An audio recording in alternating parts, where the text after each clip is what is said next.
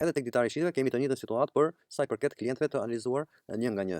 Edhe këtu në çelje gjatë çeljes së vitit ushtarimor, kur hedhen të gjitha tepricat e llogarive të bilancit, detyrimisht do të hidhen edhe llogaritë analitike në këtë pasqyrë të veçantë, dhe supozojmë që kemi klienti A, supozojmë që vlera e trashëguar është 12.000 lekë. Kemi klientin B, supozojmë për një vlerë 23.000 lekë, dhe klienti C për 5.000 lekë. Nëse do ketë edhe të tjerë, sigurisht që do të regjistrohen që në fillim në çeljet e vitit ushtarimor. Gjatë vitit, të gjitha faturat që ne presim për klientët do të vinë këtu automatikisht, dhe të gjitha likuidimet që klientët na kryejnë do të regjistrohen në këtë kolonë. Dhe diferenca midis çeljeve plus shtesat dhe minus likuidimet tregojnë në çdo moment gjendjen e tepricave të detyrimeve të klientëve në çdo moment.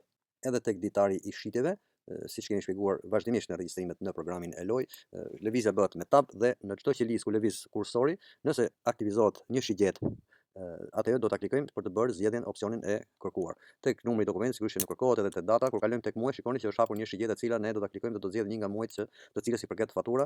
Pastaj edhe te klientët është e njëjta situatë, paraqitet të shigjeta, ne klikojmë dhe zgjedhim klientit të cilët i përket fatura, që në rastin tonë ne kemi regjistruar 3 në çelje të vitit. Gjatë vitit, pra çdo faturë që ka një klient të ri, ne shikojmë, e shërnojmë pra tek pasqyra e analizimit të klientëve, dhe shtohet automatikisht në këtë kolonë.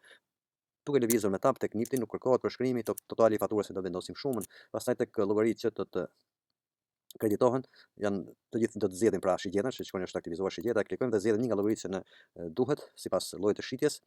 Te vlerat të duhshme nuk kërkohet përqindjet të VSH-s, si e do klikohet kjo shigjet, do të zgjedhim masën e përqindjes së të VSH-s, dhe në fund automatikisht vlera e të VSH-s del e llogaritur në mënyrë automatike. Kështu veprohet edhe në regjistrimet në vazhdim.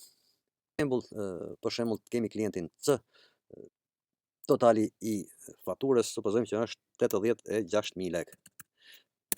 Kjo vlerë është pasqyruar, ne po e shkurtojmë që mos ta bëjmë të gjatë videon. Kjo vlerë automatikisht ka shkuar tek pasqyra e analizave të klientëve, pikërisht tek klienti C, dhe ai hedhim një sy.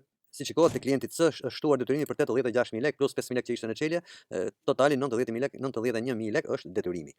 Likuidimet do t'i shikojmë tek ditarët, pra do të merren kur kryen regjistrimet tek ditari i Arkës, Arktime, dhe ditari i bankës Arktime, të gjitha shlyerjet që bëjnë klientët regjistrohen atje dhe vijnë automatikisht edhe këtu na japin në çdo moment pra gjendjen në fund, pra detyrimin e mbetur të secilit klient. Faleminderit.